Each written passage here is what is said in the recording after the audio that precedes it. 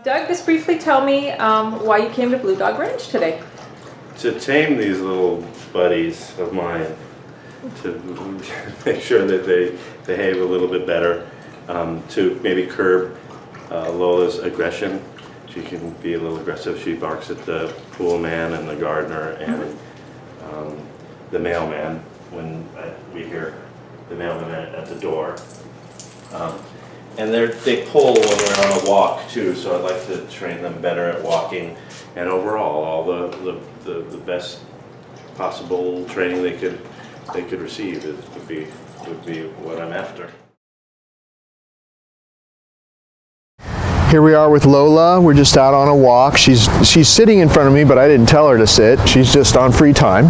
And we have somebody with a dog positioned to pop out in front of us, and she doesn't know about it, but I just want to show you what she's like now when we encounter dogs on the street and how she acts. She's on free time, and because I've been walking her like this for a long time, she's not pulling very much anymore. She just kind of stays near me. And you'll notice left hand leash. My other right hand's free to grab a reward if I have to, or at least make the target. If I don't have enough time, I don't, to grab a reward, I'll just pretend like I do have it. I'll make the target, and she'll still come to it. And now, go ahead and come on out, Denise. Dog's just gonna pop out, and so we're gonna get surprised. So did you see how she ran back to me? Good. Come. So you probably saw that initially, just walk back and forth for me, keep moving, okay? Then initially, come, she's sort of interested and wants to do what she used to do, but I practiced calling her away from so many distractions, come, that actually before I can even call her away, she turns away, come, comes right back to me. Even this filming here is gonna make this problem less, because every time you do this, come, and she practices breaking away from that distraction, and her big distraction is dogs on a leash out in public. Her problem gets less and less, and now you can see just from the first minute, come, she's way more interested in you than she's interested in the dog. We did this with no shock collars, no tight leashes, no correcting. All I did was I've input the new behavior, the appropriate response to another dog on the street. Instead of what she used to do, now she sees a dog, come. And normally you're not going to be standing here yakking away like I am with the dog right in front of you. You're going to be moving on, or that dog has already moved on. So that's why this is even harder than real life. But see, now that distraction triggers her to turn her back on it, look at me, make me the center of the universe. Good. And I can even do that. Every time she turns away from that distraction, good, with a treat and everything else. So it's the new behavior that I'm, come. If she stares for even more than a second, you call her back to you. So I'm promoting this new behavior. Every time I do that, this gets stronger. That old stuff she used to do gets weaker. Good. And half the time I don't even have to call her to come to me. So if I have to, come, I'm gonna call her to me, grab my reward in my right hand, good, see that? And then this is also a way to intro her to another dog, because if you want her to be friends with a dog, and that other dog of course should be friendly as well, then this is how you do it. Hey Denise, let's just walk a little bit this way. And you can see how 10 more minutes of this, good. She would be pretty much desensitized to another dog as long as that dog was calm. Walk more slower, okay, so I can catch up with you.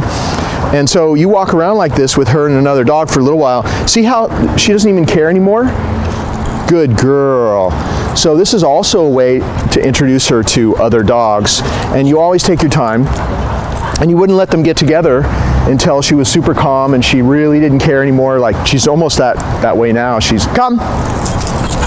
She's interested in other things on the street, not the other dog. So you see the whole time the leash has been loose. If she even thinks about, so stop there, okay?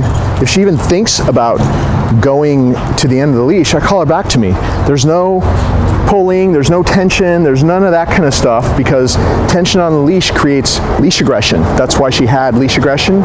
So the whole time that I have her on a leash, I'm calling her back to come away from things. I'm doing little signals like this. It's signals, nothing else.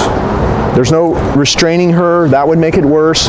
Pulling her back, correcting her, all that stuff is going to stress her out and make her worse. So what we're doing is teaching her the appropriate response, and then come. Good. Then just keep doing it, and she starts doing the new stuff before she does the old stuff, because this is, for her, this is more gratifying anyway than what she used to do. The other way was stressful, and she only did it because she didn't have anything better to do. And needless to say, for a while, you do what I've been doing, and you feed her after your walk. So she's extra super motivated to do all this stuff with you because you're paying her for this new learned behavior. Food is like money, right, for the dogs. So you pay her for turning away. Now she doesn't care. She can look in that direction. She doesn't care. She looks away. So she could probably be playing with this dog in the yard in another 10 minutes because of the way we introduced her. So always do this when she has an appetite. Use a high value reward, which is this natural balance stuff, which she loves. Good. And just keep doing what you see me doing here. If you see remember, distance is your friend. So if you see a dog on the street, try to get some distance between you, like cross to the other side of the street or something like that. Always call her away from that distraction so her back is to it when she gets rewarded. Just, follow these simple rules, and then you'll be able to get closer and closer as time goes on. I could do that now. I can get close now, but you need to practice this for a while with her, enable for her to do this with you, because, and I need to not be there, because if I'm there, it's kind of a false sort of safety for her. Really, the bottom line is that you have to do this stuff with her by yourself, so she does with you as she does with me. And that just means that you have to do my moves and practice these rules. Make sure you stick with all the rules and stick with the program, and you'll have what you see I have here with other dogs on the street. Good girl. Good. Okay? Okay, we're out here still going to meet some other dogs, and another dog that I have no idea how this other dog's going to be, but I wanted to get a small dog as well as a big dog, just in case that she's more interested in smaller dogs, which my experience has been it could be either size, but we're just going to show you another dog, and this dog's going to be pretty lively, and we'll show you what she does. So she has no idea that dog's there. Come on out, Denise. So here we are. Good. See what you did with me? Good. I don't want you to do that. Come. But I want you to call her back to come. Don't let her stare, but I just wanted to show you. Come. What we've got here. And that's great. She's doing all this stuff here. Come. But now she has to do it back at your house too, which means you have to do exactly what I've been doing. Come. Call her back to you. She'll respond. She's got a great recall. Even if she's headed somewhere, you say, come, and she just turns around right back to you, like a bullet, like a reflex. There's no thinking, come. She's really interested in that hyper little Chihuahua dog. And then she'll pay attention to you and ignore that distraction. She may look, but then she looks back. When she looks back at you like this, you need to reward her. And in real life, you're going to be like this. You're going to call her to come, and then you're going to come on, let's go. You're going to get out of there, right? Or you're going to move on, or that dog's going to move on. You're going to go that way. Come. So now the dog's barking at her, and she wanted to go over there. Good, but I called her away. So this dog's a bit more difficult. It's always going to be harder if the dogs are barking at her. Of course, that's going to trigger her more. So, but you just keep doing what you see me doing here. Make sure that this collar is by her right ear. Sometimes it twists around every once in a while, so you just put it back. And, just make sure that you keep handling her this way. And get a few recalls out of a distraction and little dog. And then, do you have us all in that shot? Make sure that you're showing us all. Come. And, get a few recalls out of a distraction. Come. Don't let her stare. Right here. Look. Good girl. And move on when you're in your neighborhood in a real life situation.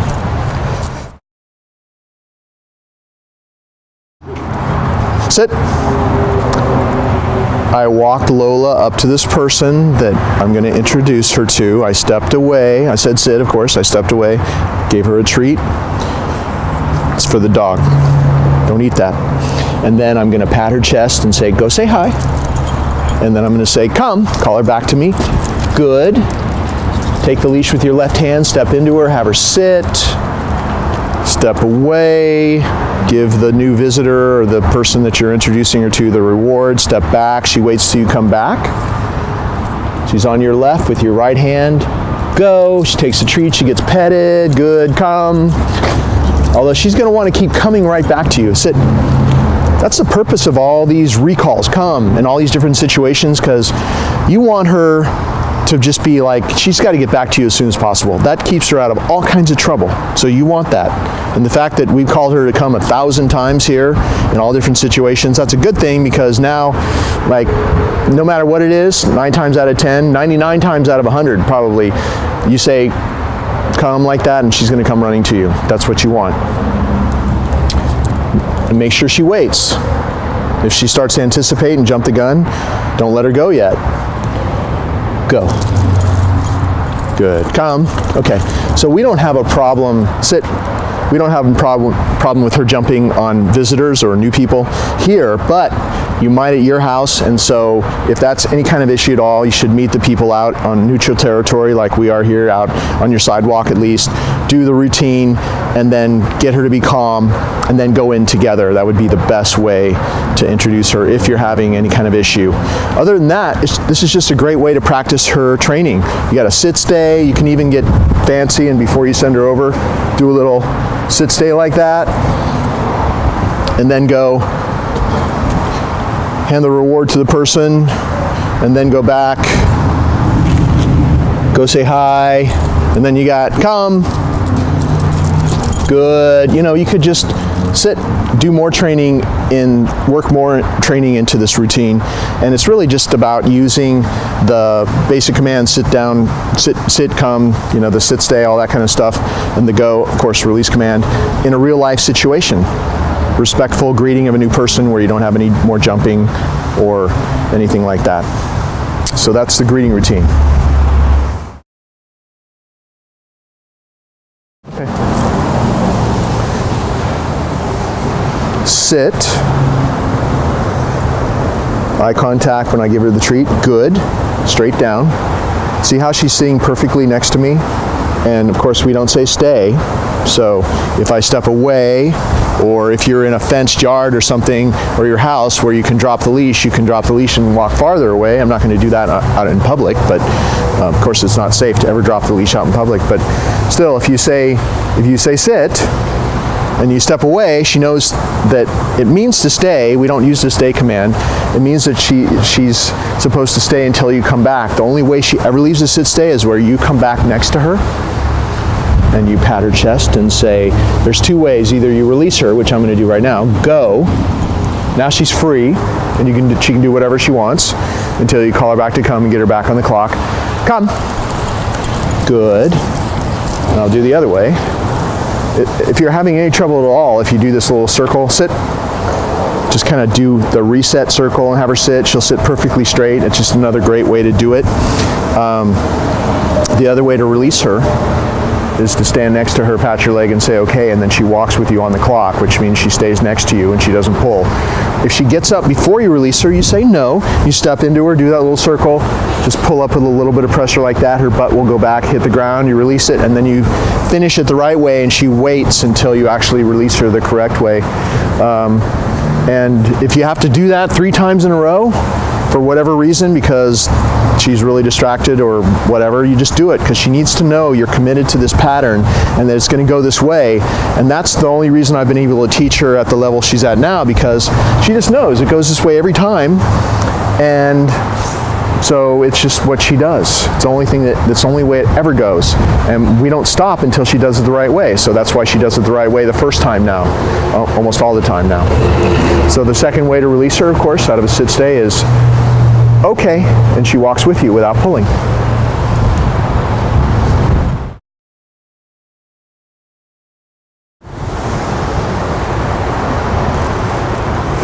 Down. Good. So I did the little foot thing to show you that way because I think that's the way you're going to have to do it for a while. The common way for most people to do that is they say the command and then the dog ignores them. There's a lag time of maybe even 3 or 4 to 5 seconds. Maybe people repeat it. Of course, you know not to repeat anything. We never repeat anything, because if you repeat a command, then you dilute the power of that command when you said it the first time, and everything just falls apart if you're repeating commands. She won't take you seriously the first time ever. So what people do is they hesitate, and then maybe they force the dog down after that, and then that pattern's perpetuated throughout the dog's life, because that's just what she thinks she does. She ignores it, you make her go there, and then you give her a treat for making a mistake. So I'm not doing that. What I'm doing is I'm saying, and you saw me do it, nope. She gets up, you say, this is great, she's helping me. She gets up, you say no, and put her back. I already said down once. She's just distracted. We got a lot of stuff going on around us. We're out in the alleyway. We have a car coming right now. I bet it wants to park right here. Okay. So keep filming, stand right there and keep filming, okay? We're gonna keep filming. Down. We're just gonna keep doing this. Those people could have parked anywhere, but they had to have that spot. Anyway, so this is real life, because behind her, the camera won't see this, but you know they're about to get out of that car. So I said down, everything at once, because if everything happens at once, pretty soon you'll be able to stop doing the foot thing and you'll just have a down where you say it the first time she drops. I think that's going to happen to you.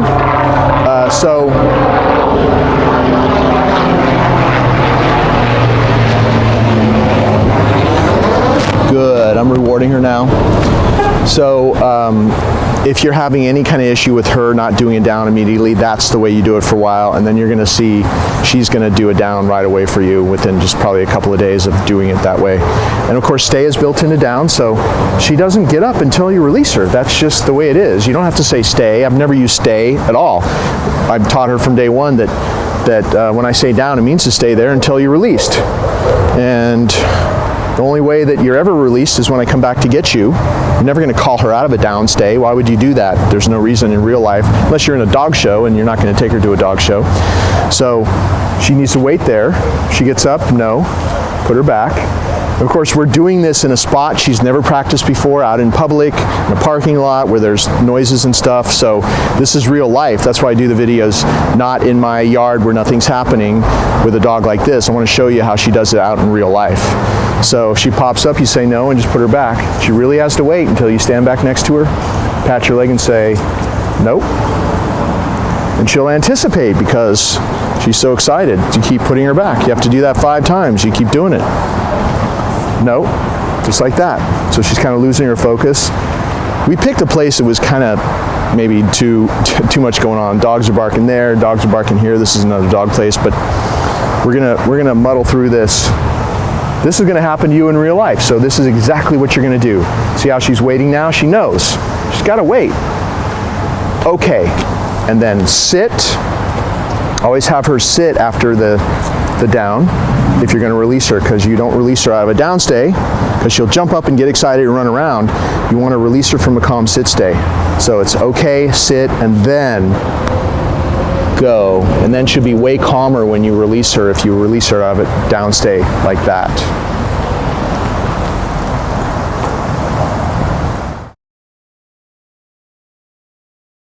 I just want to break down all the little rules of practicing the recall command, the come command, and we're doing it, show over here what's going on. We're doing it in front of a place where there's distractions, not dogs, because you've seen already dogs, tons of dog stuff on the other parts of the video, but we're using another distraction now for her.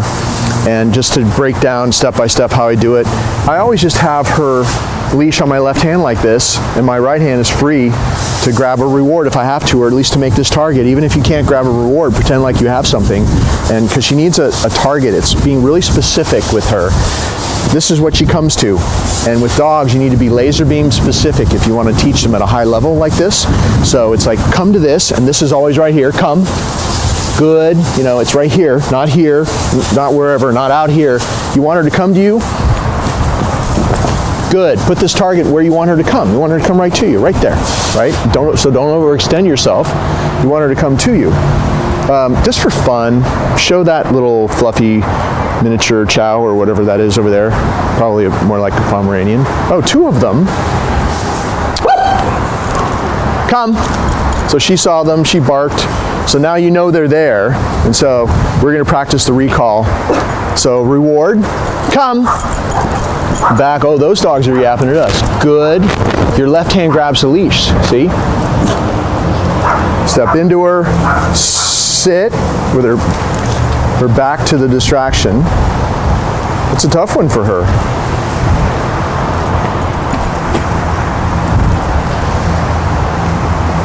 They're even closer than they were before. And then go and keep shooting me. Come. They're walking towards us. Good. Keep shooting me. Come. But see, you just do this a few times, even with just random dogs that show up. And come. See how her interest just gets so much less intense, like within 30 seconds. Come. Good. Those are those same people that took our parking space when we were training before. Good. They went in to get their dogs from that facility. Now they're out there by their car. Come. Let's see. Just keep calling her away. And then she's like not so interested anymore. Good. She'll start just turning away on her own and getting a reward. But I just wanted to break down the whole calling to come, left hand leash, right hand reward. Come, back away whenever you can, because when you back away, she's drawn to you. Good. Your left hand grabs the leash. Your left hand already has a leash, so that's why you keep it on your left. You can step into her, sit, do whatever. Take her the other direction or whatever you're going to do. Go.